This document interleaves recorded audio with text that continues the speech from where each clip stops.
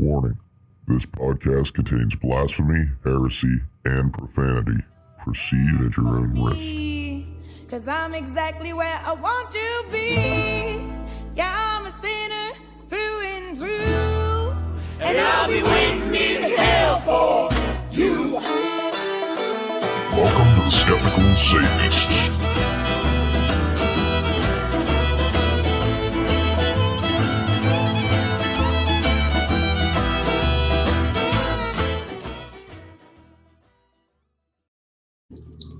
Well, welcome back, Kent. How are you doing? Hey, how's it going? I'm doing all right. Just ready for another little chat. Yeah. We'll kind of jump right into it because I know we're both on a tight schedule today. But Christianity and Capitalism, a match made in heaven. I thought was a appropriate title, and especially with a lot of the stuff that's going on today and everything. I don't know if you've heard these things, like where people will almost they'll wonder how Trump got into office and how he got the Christian votes and everything. And it never seemed like it was that off for me. I don't know about yourself, if you made connections between the two of capitalism and Christianity, how they might tie together. I didn't at the time when he was elected. You know, when he had his campaign that in 2015 leading up to the election in 2016. I was just on my way, or just settling my place outside of my Christian upbringing, my Christian beliefs. And I hadn't quite touched yet on much, not even really much with social justice, and not much with, probably nothing actually with economics yet. I hadn't touched those in terms of deconstruction and reconsideration. So I didn't see it.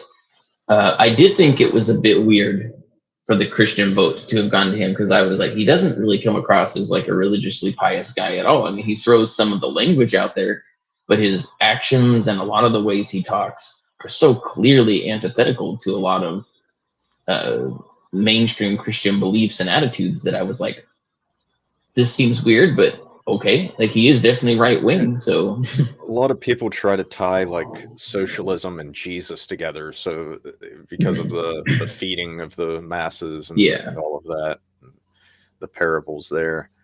But as far as like the authoritarian mindset and everything, and how that relates over to Christianity and always being obedient and having to obey this higher power, Trump really leaned into those things in his presidency and everything. I mean, he wanted a goddamn parade for himself. He wanted a military parade for himself. Yep. It's just, and there's also this idea of working towards an impossible goal in capitalism and also in Christianity.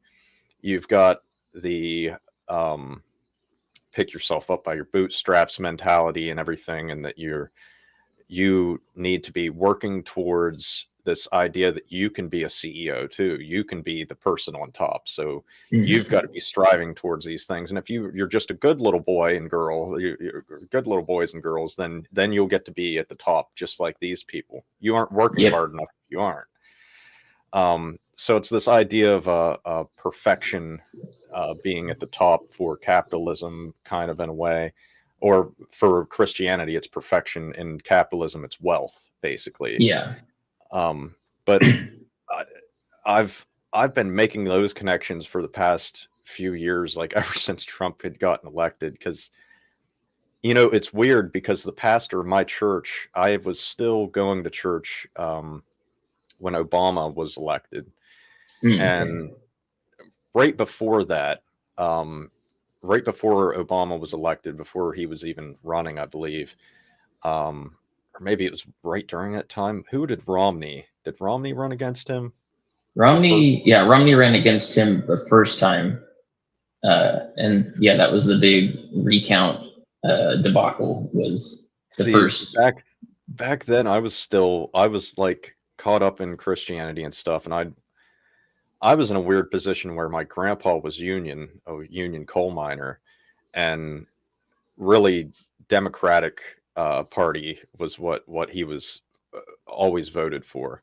Yeah, I was going to And say Union, probably Democratic. yeah, not and then not many Republicans. our church would be leaning towards the Republican Party and everything.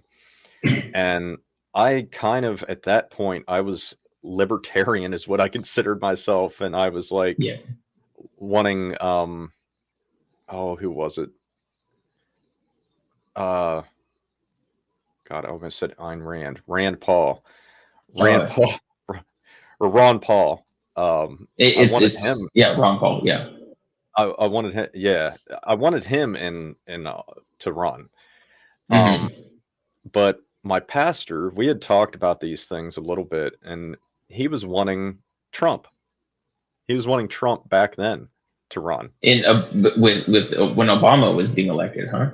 Wow. Yeah, I didn't even think he was. I didn't know he was seriously even talking about it back then. But. Yeah. I mean, I don't know that he had been talking about it for a while, but I don't know. I don't know if he had talked about it then or not, but that was just who my pastor had said, and I thought it was so weird at the time. And I was still going to that church, and I'm like, you mean the self-absorbed narcissist that has all of this money and everything? Like, you want him in office? Oh, well, he's a good businessman, so yeah. I think it's just his boisterous, self-boasting confidence that makes him so attractive to people like that, because I mean, with Christianity as well, but I think with just a lot of people in general, the simple story is very digestible and very preferred. The simple story is Donald Trump owns lots of businesses. He owns lots of land. He lives a very lush and luxurious lifestyle.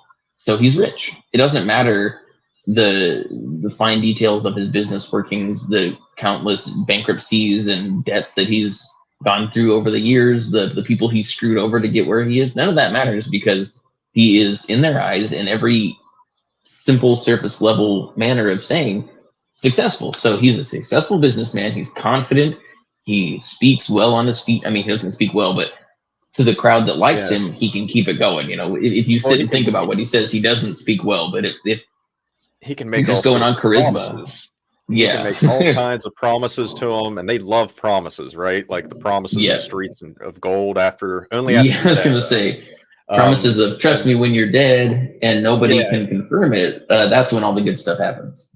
And that's kind of like with capitalism, promises of wealth when you retire, but only when, your health is degraded to the point of, only having a few years left to live. Then you get that. But don't focus on that part, just the retirement part. We've got all this retirement to offer you. Well, here's my take on the my take on where capitalism and Christianity meet is actually not in so much as it is in the promises, as it is in the what's the word I'm looking for? The blame, where the blame is laid. In capitalism, if you're poor, it's because you have failed. You haven't worked hard enough. You haven't made the right moves. It's your fault that you're poor because you're not doing what you need to do to get capital. And in Christianity, by your bootstraps, exactly. In Christianity, you're the sinner. You're at fault. You're the bad guy. You're the reason that hell exists. You're the sinner. You're the reason Christ had to die. So it just fall in line, do what we told you to do, and in the end, you'll get what the comeuppance. You'll get the good stuff. And maybe in the meantime, you'll even get to enjoy a bit, but that's just a maybe. And I wrote down like a few points, fine points here, and that is one of them you're hitting on. And I also had down elites are worthy chosen ones in capitalism, while the chosen ones are the Abraham's descendants in the Bible and everything, and in Christianity. Even though that was always a weird topic too in Christianity, because it was like they were acknowledging that the Jews were the chosen ones, but that was like a given. Like those descendants are going to heaven no matter what. That's set in stone. But you had to be believing in Jesus and everything to get to heaven. Yep. It's such a weird nod to the Jewish part of the Bible, and then this weird thing of like but how do you think that they're going to heaven regardless, but you have to do the extra hoops and things? Like it's my understanding of that portion of it, at least what was given to me in my church days, was that's the way it was prior to Jesus. But once Jesus came, those chosen people, now everybody's in the same boat. Now, I mean, yes, they're God's favored people because he, kind of started things off in that people group, in that culture, if you will. But now, since Jesus came, he leveled the playing ground. Now there's not really any chosen. They're still God's favorite, but they don't get a free pass. They have the same. At least that's what I was told. They'd say that it was his favorites or whatever, but it was his. So I don't like. There's some places in.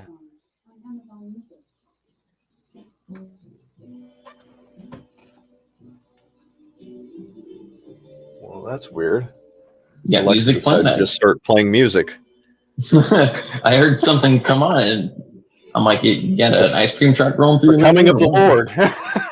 Yeah, trumpets are sounding. Just a minute. No worries.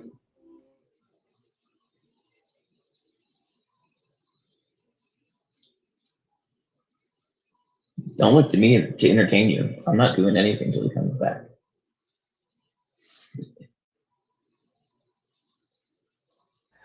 I don't know what that was about.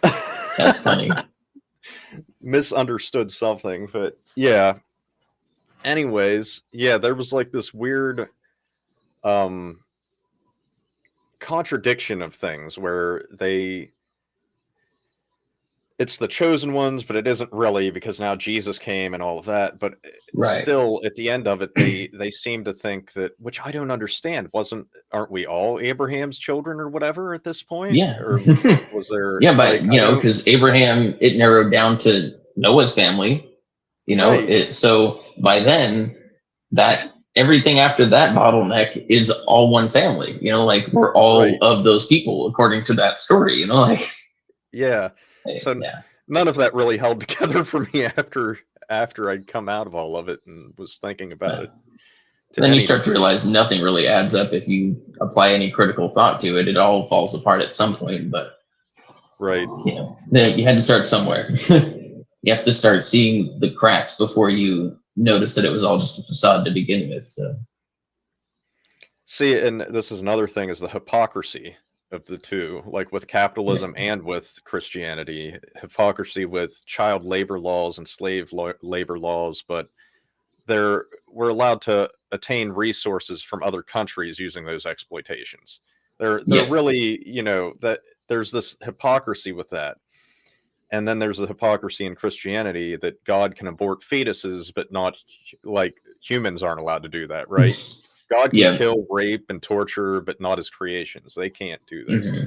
And he can order it too. He can order it of his people. But if you do it for your own reasons, then no. You weren't following directions. Yeah. I don't like that stuff when you do it unless I tell you to do it. And another contradiction in capitalism is the fact, to me, and it's super obvious, it's just it annoys the shit out of me, so I have to the fact that we don't even live in a purely capitalist society. All the best things that our society has to offer are socialist. The welfare programs, the communal programs, even like people who like the police, that's a socialism construct. I mean, it operates around a capitalistic goal, but something like that couldn't exist without a socialist underpinning of taking taxes to pay for social services. And the police, at least in theory, are supposed to be a social service, something that is available for all of us to use if we're in danger, if we need assistance, whatever, that kind of thing. That's in theory. I know it doesn't actually play out that way with the police, but maybe a better one would be something like firefighters. Like your house catches on fire, the taxes that you paid goes to the funding for the fire department that's going to come and put out your fire at no cost to you. That's socialism, baby. there's social security, there's Yeah. And of course we all want that social security. We all want to know that later in life, when we get to a point that work is no longer viable, or that we've done decades of working into the system, that we'll have a point where we can kind of live without having to put so much into it. And it's like that is a socialist idea, to be able to do your part and then be able to take out from the pool in a time when you need it. That's a socialist idea. And so much of it, like, livable working conditions, like having minimum wage, having, maximum working hours, overtime protection, things like that, the sick pay, vacation pay, those kind of things. Those are all socialist concepts, because in a purely runaway capitalistic system, you wouldn't have any of that. They would be taking advantage of as much of your work and your life as possible for as little pay that they could give you, until you die and they replace you with the next schmuck that they can soak every penny out of. I actually had somebody jump me the other day on Facebook over using the term commie. I was using it in a way just like I forget what the actual thing was. This was a trans person that I was talking to, and I said something about I forget something about commie, and I said welcome aboard, comrade, or something about to those effects. And somebody had said, oh well, there was all of these atrocities caused by communism and everything, and the hammer and sickle, you forget about this and that, and like acting like I know nothing about history because I was bringing up communism in a lighthearted manner that was like promoting it in a way. Yeah. But I mean, the hammer and sickle were there for the working class. That was the working class. It wasn't the cushy CEOs that had the hammers and sickles that they were using every day. That was that was representative of the working class coming together and everything. It was fascism that really was pushing the authoritarian mindset and everything that made things horrible the way that they went. And that's the main weakness of the communist system, and it sucks because overall it's a great idea, but the problem with it is when you do attempt that kind of what sort of like revolutionary change to your society, to your culture, the people that are naturally going to fill in the leader voids are the fascists. As we start to rise up, we need some sort of organization to overthrow the powers in place, and somebody just kind of is naturally going to fall in line as the head of that, whether it's a group or an individual, and that's going to be fascism, because that's who takes charge whenever there's a hole to do so. So we haven't actually ever had a real communist, and especially not a real socialist society or country, culture, whatever in history ever.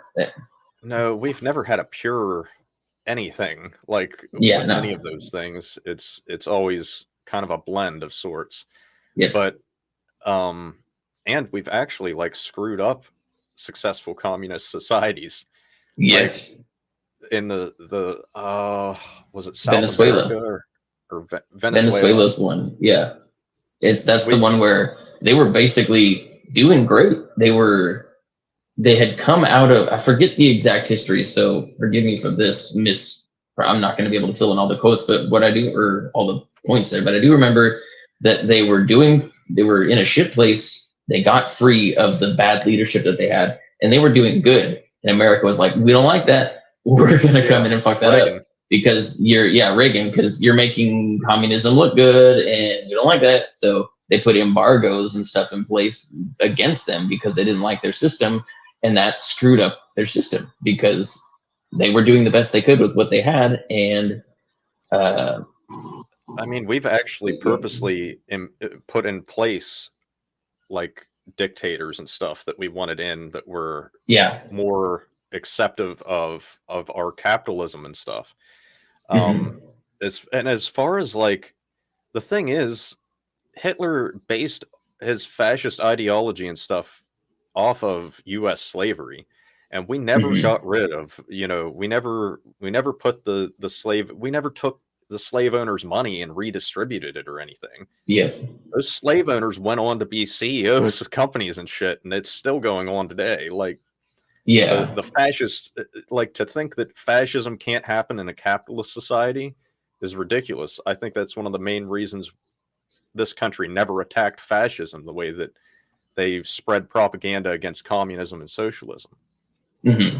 Like I totally think that was on purpose. Like, I agree. if Definitely. people started connecting dots between fascism and capitalism and the things that's going on here with the corporations and everything and the CEOs, then they would be attacking those people. Well, we can't have that. Yeah. You can't touch the money. The money has to stay in place. And oh man, I mean, trying to stay on topic of the direct ties between Christianity and capitalism. It's this idea that those who have power deserve it, and those who don't deserve it. And so it's like, it's kind of this idealism that's like, hey, things are going to work out the way that they're supposed to because there's someone in charge, which again, it's just nonsense. Like if you don't think that there's external and overlapping factors in play, then why even bother trying at life? Right. Capitalism is a self-defeating system in the same way that Christianity is, because if you take it to be true, then everything is pointless. Christianity is true if all you have to do is believe the right thing, and then you're golden. Like everything in life is pointless. Just believe and then kill yourself. That's it. Right. If capitalism is true, if you're poor, then you're never going to get unpoor. So just be done with it.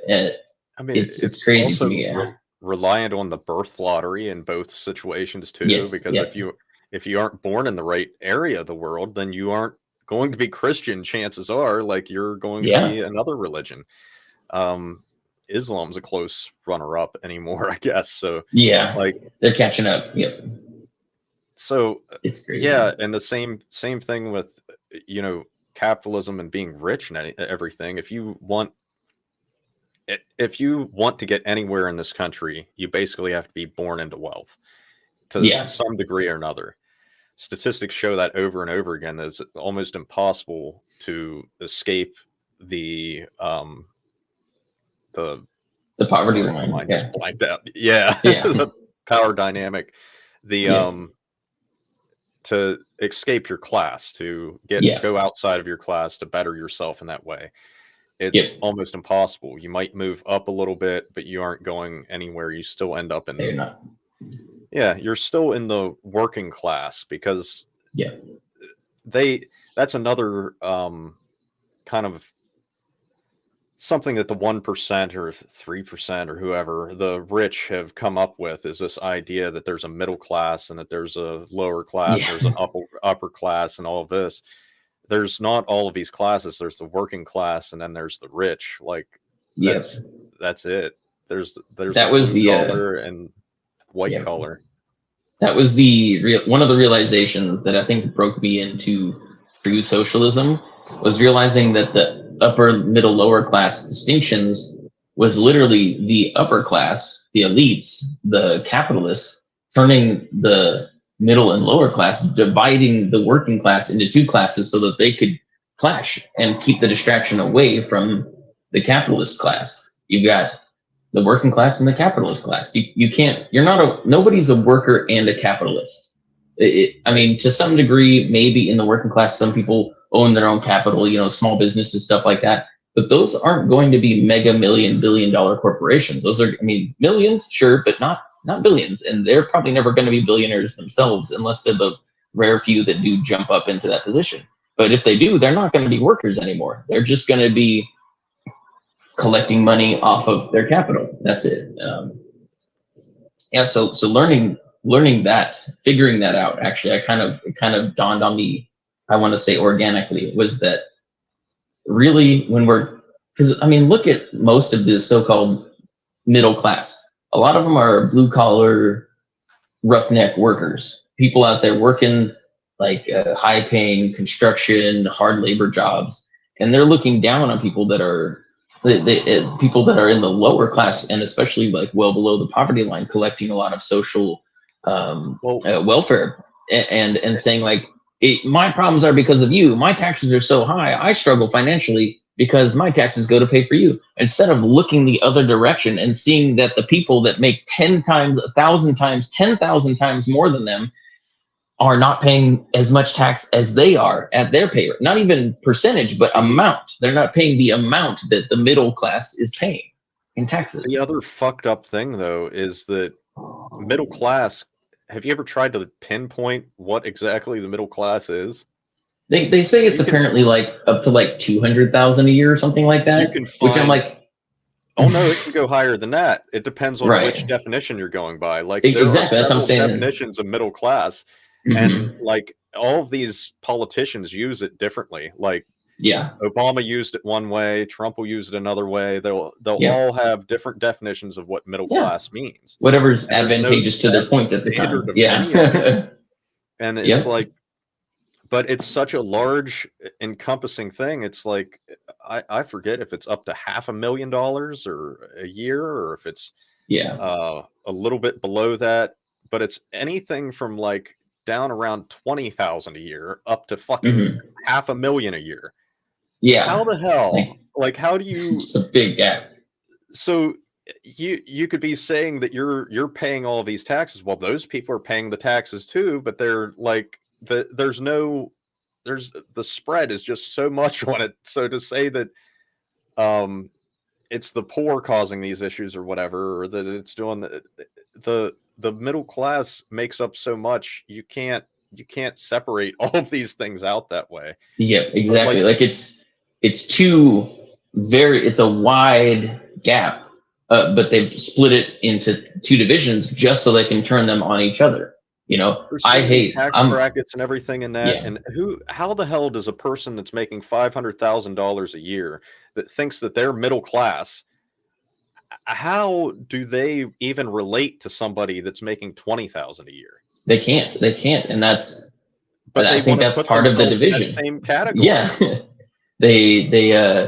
and that's part of the division. There is being able to allow that distinction of lifestyle between somebody who's at, below, or just above the poverty line, somebody who's barely making it and just kind of having the minimal comforts of life, you know, that we have in our society, versus those who have vacation homes and second homes and third homes and all sorts of, you know, they take 2 months off a year for vacation. And I'm not talking about teachers. I'm talking about people who work but can just take 2 or 3 months off at a time to go have a fun vacation with their family. How can they possibly relate to somebody whose splurge is buying that extra pint of ice cream when they go grocery shopping? Like, those are not the same thing, but they're actually in the same class. They're people who work for their income, and who their income, if not completely, at least largely, is limited by what is given to them from the capitalists that run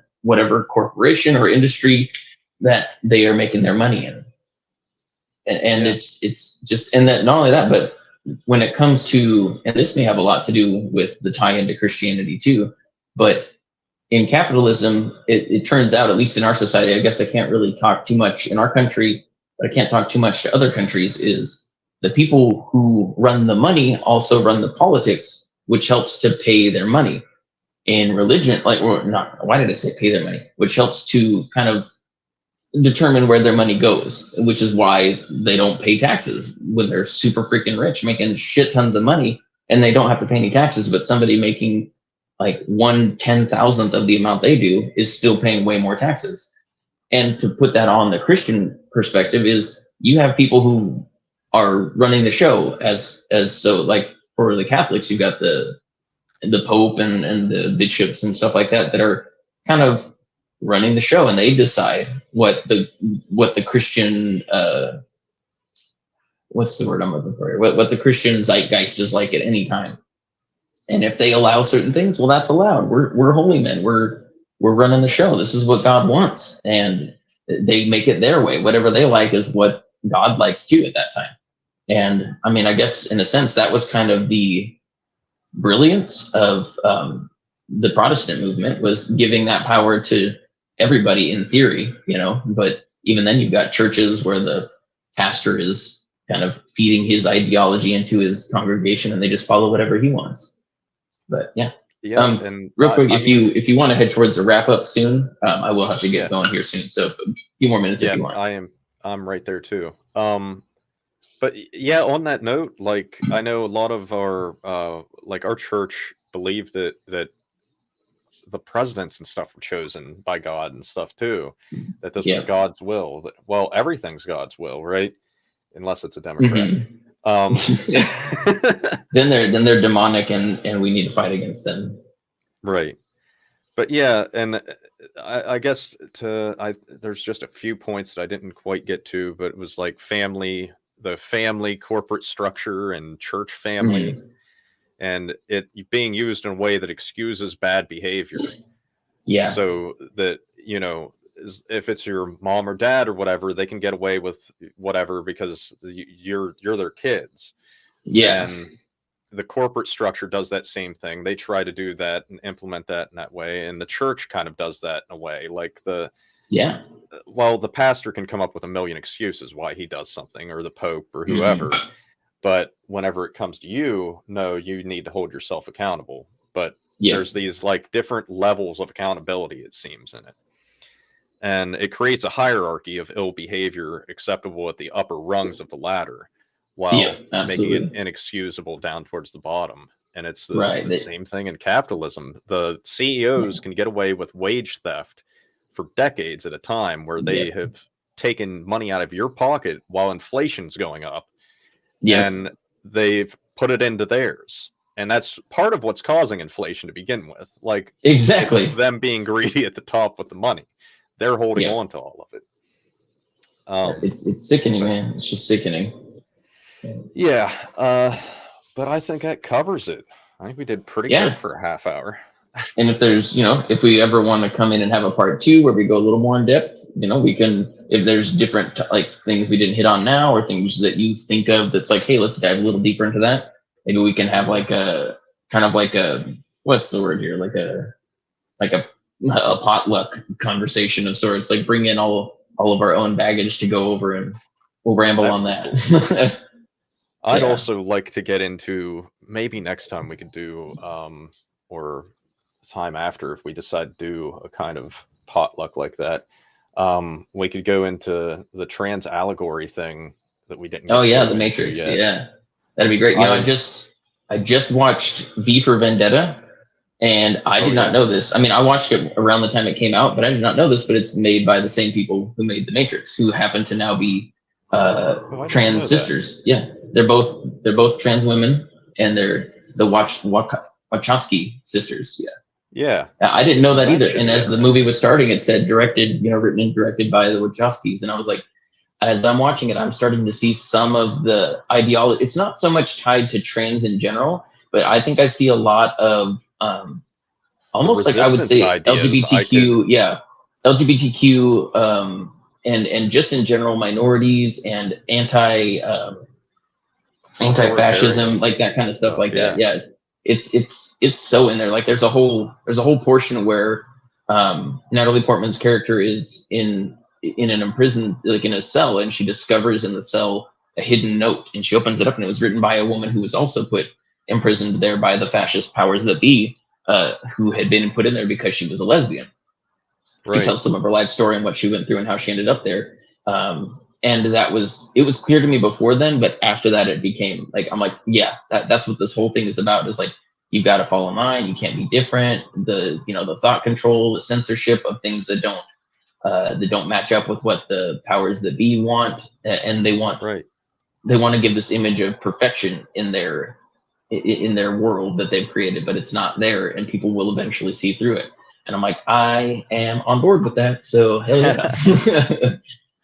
That's crazy. I might have to look into that some more. Watch that movie. Tag that on there if you get a chance to watch it. If you have Prime, I watched it on Prime Video, so it's available there. I think it's also on Netflix, but I'm not sure about that. Cool. Well, all right. Well, let's talk another topic later, and I'll see you next time, man. Later. All right. Bye. Our artwork is by Jamie Coptic. You can check out the rest of their work at jamiecoptic.studio. Our music is by Bridge City Centers, through and through, and you can find them at bridgecitycenters.com. If you like our content, please like and subscribe to us on YouTube and donate to us at paypal.me/skepticalsatanist. Hate mail, death threats, or fan mail, send that to jesuschristalmighty@hotmail.com or get a hold of us on Facebook. Whatever you do, don't leave this YouTube channel without liking and subscribing to keep up on all of our content.